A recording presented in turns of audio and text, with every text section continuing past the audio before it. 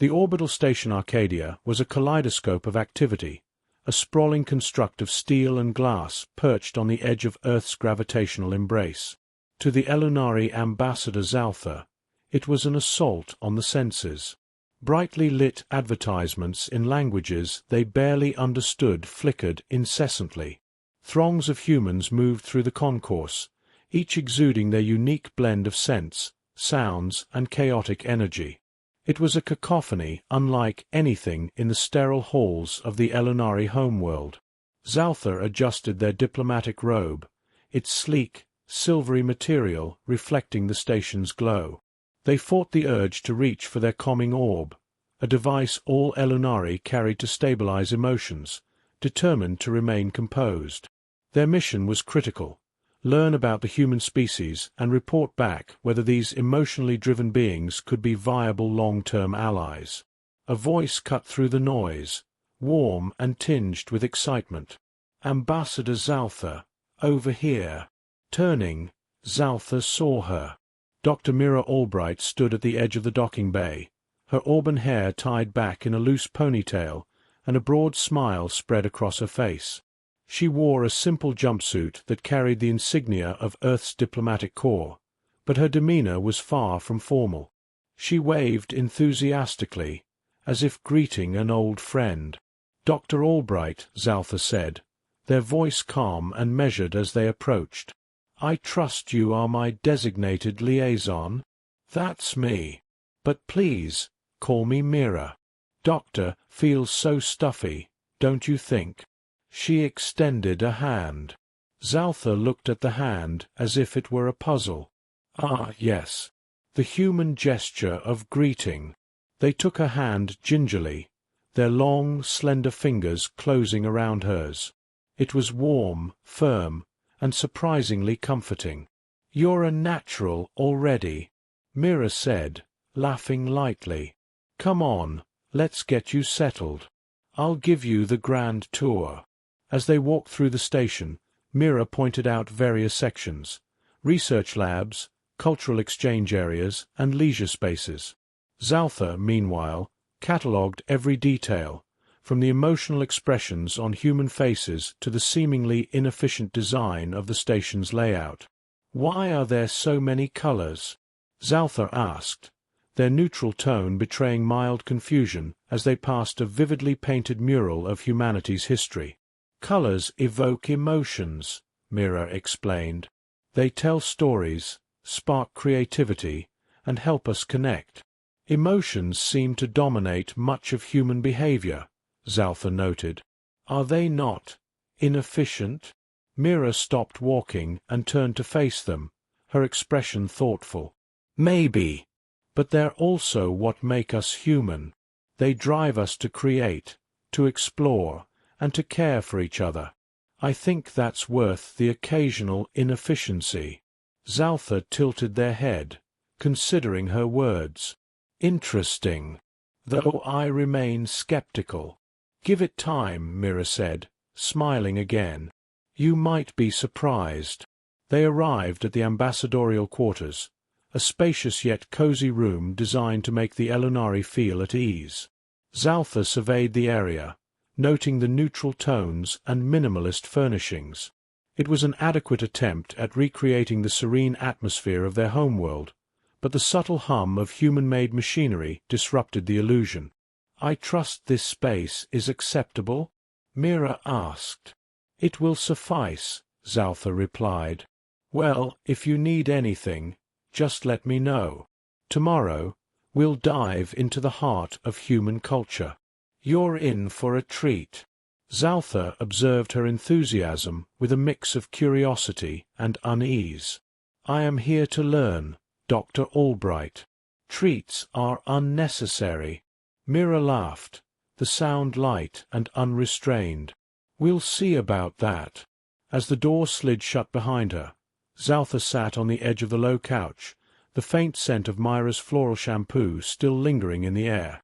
They stared out of the large window at the distant Earth below, its blues and greens vibrant against the darkness of space. "Humans," Zaltha murmured to themselves. "What have I gotten myself into?" Chapter 2. Logic Meets Emotion. The research facility on Earth was a blend of sleek modernity and organic integration. Towering glass structures rose amid lush greenery, a testament to humanity's ingenuity in preserving nature while expanding their technological reach. For Zaltha, it was another contradiction, a logical imbalance between technological progress and emotional sentimentality. "Welcome to the Nexus," Mira announced as they stepped through the facility's main entrance. Her voice held a note of pride. "This is where we explore the intersection of culture and science. It's my favorite place on Earth." Zaltha studied the sprawling space before them. Humans bustled around, some engrossed in discussions, others gesturing passionately at displays of human art, music, and literature. Holograms flickered to life, presenting everything from mathematical models to abstract visual pieces. "Your kind invests heavily in creativity," Zaltha observed, their tone neutral. "Yet much of it seems without function." Mira stopped mid-step, turning to face them with an incredulous look. "Without function?" "Zaltha, creativity is a function. It's how we express ideas, emotions, and even the things we can't quite understand." Zaltha's expression remained impassive, though their bioluminescent crown flickered faintly, a subtle sign of curiosity. Expression does not solve problems. It does not advance technology or secure survival. What, then, is its purpose? Mira gestured to a nearby exhibit, a shimmering hologram of a young girl holding a flower, its petals slowly falling in the breeze. A quote floated above it, attributed to a famous human poet: "To see a world in a grain of sand, and a heaven in a wild flower." "It's about perspective," she said softly. "About seeing the beauty in small, fleeting moments. That's what keeps us grounded, Zaltha. It's what makes life worth living." Zaltha studied the hologram, their sharp eyes scanning the intricate details. It was undeniably complex, yet entirely impractical. They opened their mouth to respond, but Mira cut them off. "Here, let me show you something," she said, grabbing their wrist and leading them to another part of the room. The section Mira brought them to was quieter, lined with long tables covered in artifacts, ancient pottery, weathered manuscripts, and delicate jewelry. "These are relics from Earth's past," Mira explained. "Each one tells a story about who we are and where we've been." She picked up a small, intricately carved locket and handed it to Zaltha. This belonged to a woman who waited years for her husband to return from war. She wore it every day until he came back. Zaltha turned the locket over in their slender fingers, feeling its weight and texture. "It is sentimentality preserved in metal," they said after a pause. "It's love," Mira countered. "Love drives us to endure the impossible, to create, and to fight for what matters. Don't you think that has value?" For a moment, Zaltha was silent. The idea of emotions as a driving force rather than a hindrance was unfamiliar, even unsettling. Their species valued logic above all else. Emotions were seen as chaotic and dangerous. "I will concede," Zaltha said finally, "that it holds value to your kind. But for mine, it would only create instability." Mira smiled knowingly. "Maybe. Or maybe it's just a part of yourself you haven't discovered yet." As the day continued, Mira led Zaltha through other exhibits. A gallery of abstract paintings, a performance of human music played on strange wooden instruments, and finally, a library filled with digital and physical books. Zaltha observed it all with a mixture of skepticism and growing intrigue. "What is the purpose of these books?" they asked, scanning a shelf. "Are they not merely repositories of information? Why not store them digitally?" "Because books are more than data," Mira explained, picking up a worn copy of an old novel. "They're stories. They let us step into someone else's shoes, see the world through their eyes." It's how we understand each other, even across time and space. Zaltha frowned slightly, their crown dimming in thought. Understanding through fiction. A curious concept. Not just curious, Mira said, her tone soft. Essential. That evening, as they prepared to leave the facility, Mira handed Zaltha a small object, a digital music player. Here, she said. I loaded it with some of my favorite songs. Consider it your homework. Zaltha regarded the device with hesitation. And what do you expect me to learn from this music? Emotion, Mira replied simply. Don't analyze it. Just listen. Feel it. Her gaze held Zaltha's for a moment, and something unspoken passed between them. Zaltha nodded slowly and accepted the device. As they parted ways for the evening, Zaltha couldn't help but wonder if there was, perhaps, more to humanity than they had originally believed. Chapter 3. The Experiment. The remote wilderness station was nestled in the heart of the Rocky Mountains, surrounded by towering pine trees and snow-capped peaks. The air was crisp and carried the scent of earth and pine resin, a stark contrast to the sterile environment Zaltha was accustomed to. Their sleek, silvery robes stood out awkwardly against the rugged backdrop. This, Mira announced, gesturing to the cabin that served as their base, is where we'll be staying for the next 3 days. Just you, me, and Mother Nature. Zaltha tilted their head, their bioluminescent crown dimming in confusion. Mother Nature? Is this another of your metaphors? Mira laughed, hefting a backpack over one shoulder. Kind of. It just means the natural world. No tech, no labs, just us and the basics. Zaltha scanned their surroundings. And what is the purpose of this exercise? Survival, Mira said simply. It's a great way to see what people are made of. Plus, it's a crash course in human resilience. Zaltha arched a delicate brow ridge. Resilience? You willingly put yourselves in dangerous, uncontrolled environments for education. Not dangerous if you know what you're doing, Mira replied, smirking. Besides, you'll be with me. I promise not to let you starve or get eaten by a bear. Bears, Zaltha muttered, making a mental note to inquire further. The first day was spent setting up camp. Mira demonstrated how to start a fire, explaining the principles of friction and combustion as she worked. Zaltha observed with cool detachment, though they couldn't help but feel a flicker of admiration for her skill. Now you try, she said, stepping back. Zaltha knelt by the fire pit, their long fingers handling the sticks and flint awkwardly. After several failed attempts and a growing sense of frustration, a tiny spark finally caught.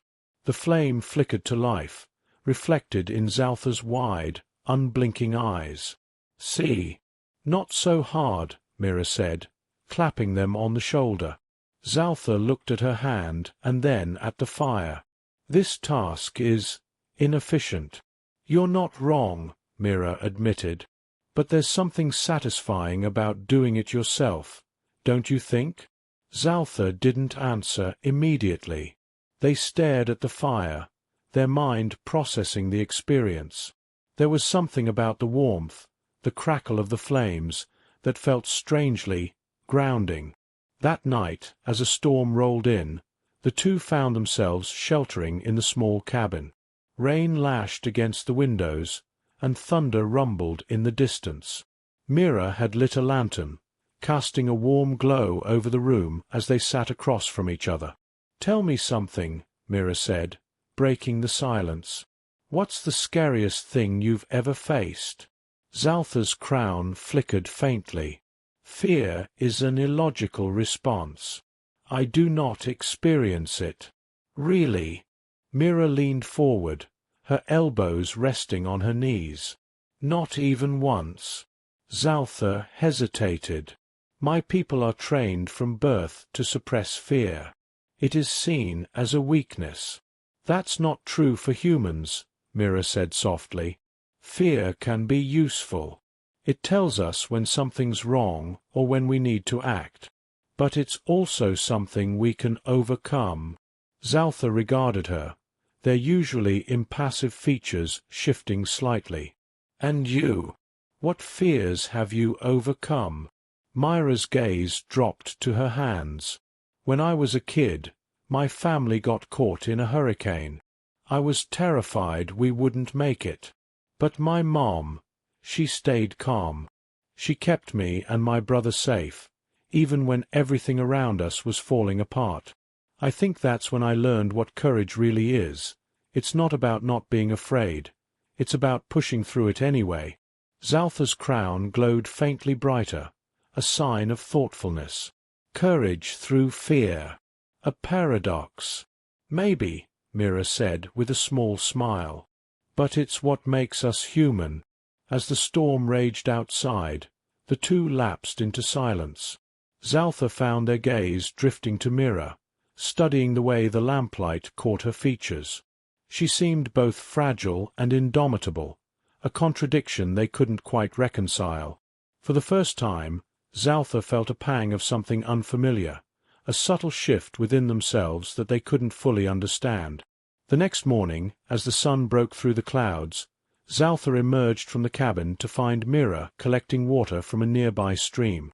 "You are resilient," Zaltha said, approaching her. Mira looked up, surprised. "Thanks, I guess." "It is admirable," Zaltha added, the words feeling strange yet oddly satisfying to say. Mira grinned. "Careful. Zaltha, you're starting to sound like you like us." Zaltha tilted their head. "I remain undecided, but I am intrigued." Chapter 4. A Crack in the Armor. The town of Silver Springs lay nestled in a valley, its cobblestone streets and old-world charm a sharp contrast to the high-tech sprawl of the Nexus facility. Brightly colored banners fluttered in the breeze, and the sound of laughter and music filled the air as the annual Harvest Festival unfolded. Mira led Zaltha through the bustling crowd, her steps light and carefree. Zaltha, on the other hand, moved with deliberate precision, their tall, silvery form standing out starkly amidst the crowd of humans. "This is excessive," Zaltha said, glancing at the food stalls, the musicians playing on makeshift stages, and the throngs of people enjoying games and contests. "It's joy," Mira countered with a grin.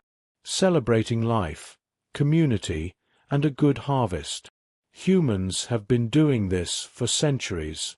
You could use a little joy, Zaltha." "Joy is not a requirement for existence," Zaltha replied. "It is an unnecessary indulgence." "Maybe," Mira said, "but it sure makes existence a lot more fun." Their first stop was a small bakery stall where Mira bought a warm pastry filled with spiced fruit. She offered it to Zaltha, who eyed it suspiciously. "Food on your world doesn't taste like this, does it?" she teased. Zaltha took the pastry hesitantly, breaking off a small piece. They placed it in their mouth and froze. The blend of sweetness, warmth, and subtle spices was a revelation. Their crown flickered faintly in surprise. "It is palatable," they admitted after a long pause. "High praise," Mira said, laughing. As the day wore on, Mira pulled Zaltha from one activity to the next. They watched a woodcarver transform a log into a delicate sculpture of a bird. They listened to a street band play an upbeat tune, the crowd clapping along. And when Mira suggested they try a simple ring toss game, Zaltha reluctantly agreed. "You're overthinking it," Mira said as Zaltha analyzed the trajectory of the rings. "Just aim and throw." Zaltha's first few attempts were clumsy, the rings missing their target completely. But on the fourth try, they managed to land one on the peg. Mira cheered loudly, clapping Zaltha on the back. "You're a natural!" she exclaimed. Zaltha's crown brightened slightly, a subtle sign of satisfaction. As the sun dipped below the horizon and lanterns were lit, Mira led Zaltha to the town square, where couples danced to the sound of a lively folk tune. "Come on," Mira said, holding out her hand. "Dance with me." Zaltha stared at her outstretched hand, their expression unreadable. "I do not dance." "Not yet," Mira replied, her grin widening. Before Zaltha could protest, she grabbed their hand and pulled them onto the makeshift dance floor. The music was fast and rhythmic, and Mira began to move with an ease that Zaltha could not hope to emulate. "I do not see the purpose of this," Zaltha said, standing stiffly as Mira twirled around them. "The purpose is to let go," she replied, taking their hands and guiding them into the rhythm. "Don't think. Just feel." To Zaltha's surprise, their body began to mimic the movements. Though awkward at first, they found themselves falling into a sort of pattern. The music pulsed through them, and for a fleeting moment they understood what Mira had meant about joy. Myra's laughter rang out as she spun them under her arm. "See, you're getting it." The festive atmosphere was abruptly shattered when a man shoved his way onto the dance floor, his voice loud and angry. "Why's an alien here? They don't belong at our festival." The crowd quieted, and all eyes turned to Zaltha and Mira. The man was tall and burly, his face flushed with anger. "Hey, back off," Mira said, stepping protectively in front of Zaltha. "They're spying on us," the man snarled. "Studying us like we're animals." Zaltha stepped forward, their calm voice cutting through the tension. "I am here to learn about humanity, not to harm it." "You shouldn't be here at all," the man snapped. Before Mira could respond, the man lunged forward, shoving her aside. Zaltha caught her before she fell, their movements fluid and precise. Then they straightened, their imposing height and glowing crown making them seem almost otherworldly. "This behavior is irrational," Zaltha said firmly. "It serves no purpose but to sow discord." The man hesitated, thrown off by Zaltha's composure. Mira took the opportunity to step back in, her voice steady. "You don't speak for all of us. The festival is about community, and Zaltha is my guest. If you can't respect that, then maybe you're the one who doesn't belong here."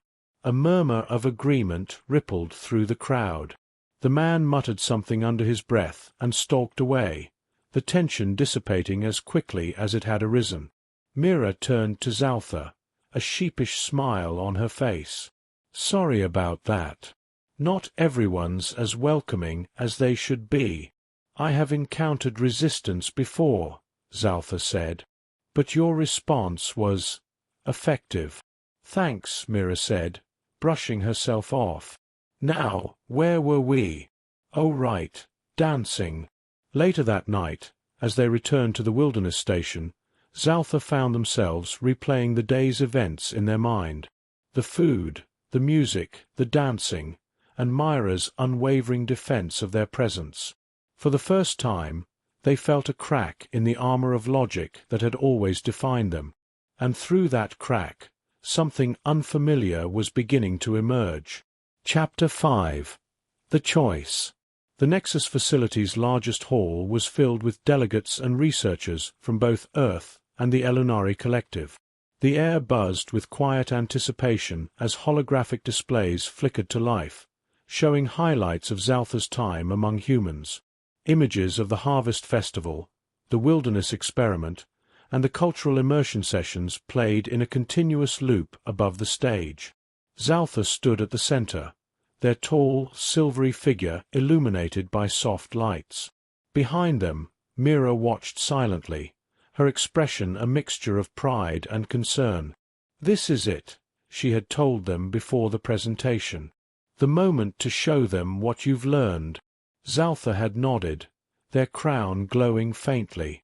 But even now, as they faced the assembled audience, uncertainty tugged at the edges of their composure. The Elunari delegation sat in the front row, their expressions stoic and unreadable. At their head was Envoy Crave, Zaltha's superior, whose stern gaze seemed to pierce through the very air. "Ambassador Zaltha," Craith began, his tone measured, "you have spent considerable time among the humans. Share your findings." Zaltha inclined their head. "Of course." They took a moment to compose their thoughts, their voice steady as they began. "The humans are a species driven by emotion, a quality that initially appeared to be a weakness. Their actions are often guided by sentiment rather than logic, leading to inefficiencies and unpredictable outcomes."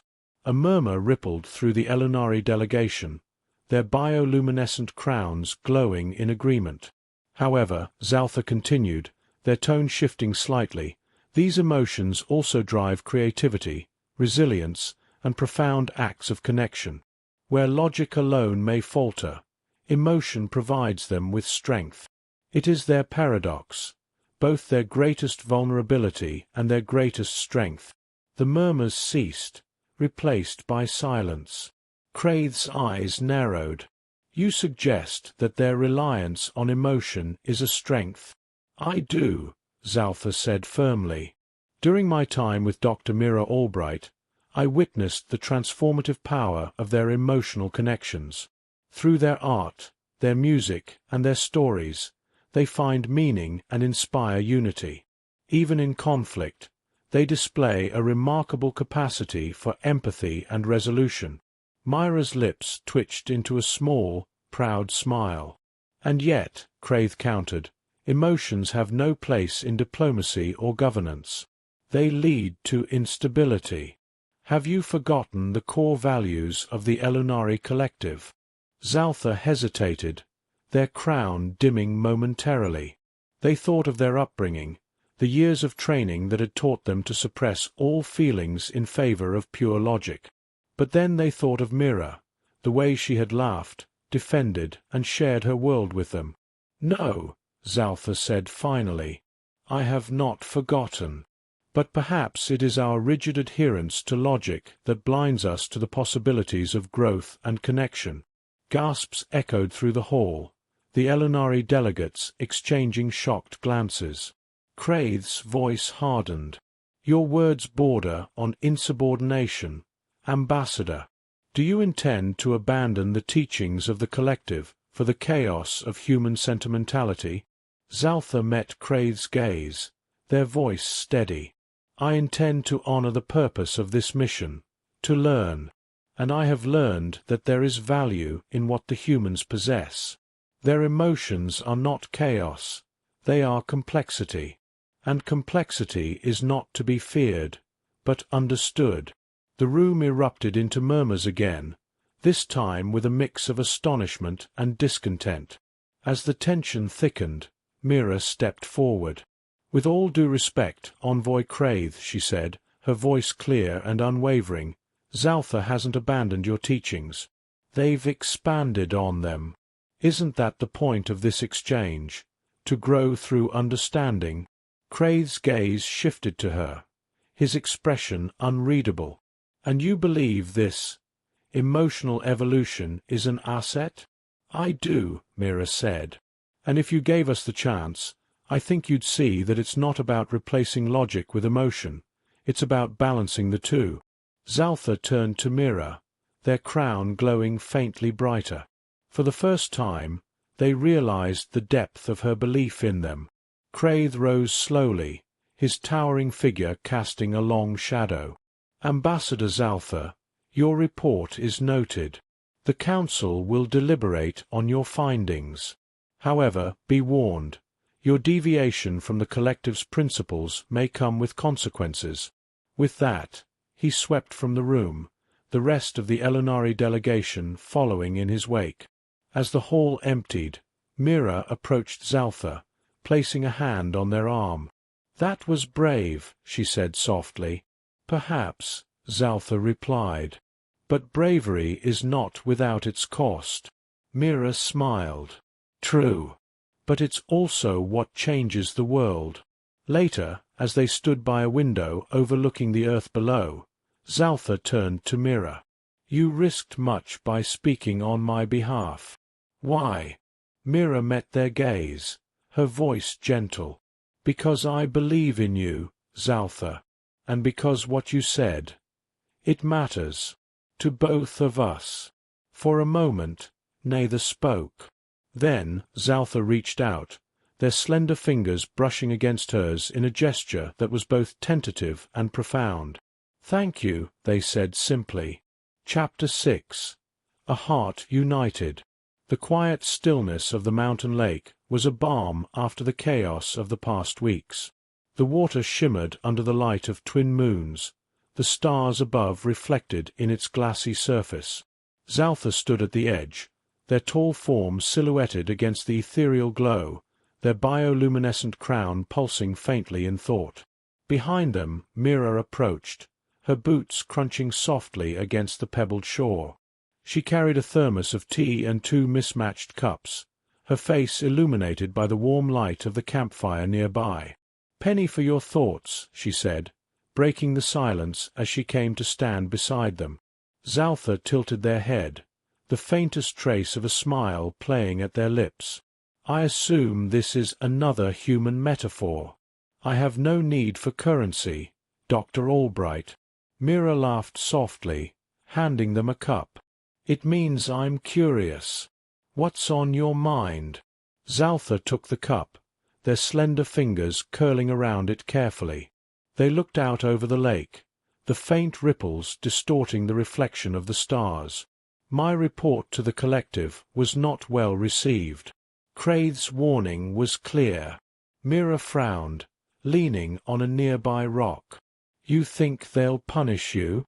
"Perhaps," Zaltha said. "Exile is a possibility. It is their way of ensuring compliance." Myra's expression darkened. "That's not fair. All you did was tell the truth." "Truth is subjective," Zaltha replied. "To the collective, I have introduced instability, a flaw in their design." Mira set her cup down, turning to face them fully. "You're not a flaw, Zaltha. You're proof that understanding goes both ways. You've grown, changed. That's not something to punish. That's something to celebrate." Zaltha studied her, their glowing crown brightening slightly. "Your belief in me has been transformative. For my kind, change is an aberration. But you see it as growth." "Because it is," Mira said firmly. "We're all just figuring it out as we go. The important thing is that we're willing to try." For a long moment, they stood in companionable silence, the sounds of the night enveloping them. Then Mira hesitated, her voice quieter. "Zaltha, I have to ask. What happens if they exile you? What will you do?" Zaltha turned to her, their gaze steady. "I have considered this. The collective values conformity above all else. If I am no longer part of their design, then perhaps I must create a new purpose for myself." Myra's breath caught. "And would that purpose include staying here?" Zaltha stepped closer, their tall frame casting a shadow over her smaller form. "During my time on Earth, I have encountered something I cannot ignore. Something illogical, unpredictable, and yet profoundly compelling." "What's that?" Mira whispered, her heart pounding. "You," Zaltha said simply. Myra's lips parted in surprise, and for a moment she was at a loss for words. "I do not fully understand these emotions I have begun to experience," Zaltha continued, "but I know they are tied to you, to your kindness, your resilience, and your willingness to see beyond what is in front of you." Myra's eyes glistened as she reached for their hand, her fingers curling around theirs. "Zaltha, I feel the same. I didn't expect this, but here we are." The two stood together at the water's edge, their hands intertwined. For Zaltha, it was a moment of clarity unlike anything they had ever experienced. The logic that had once defined their existence was still there, but now it coexisted with something new, something infinitely more profound. "I will stay," Zaltha said finally, their voice soft but resolute. "Not because I must, but because I choose to. You have shown me that there is more to existence than logic, and I wish to understand it further, with you." Mira smiled through her tears, her thumb brushing gently over their knuckles. "We'll figure it out together." As the stars above continued their silent dance, Zaltha and Mira stood by the lake, bound by a connection that transcended logic and emotion, a union of two worlds and two hearts finding their place in the vast, endless universe.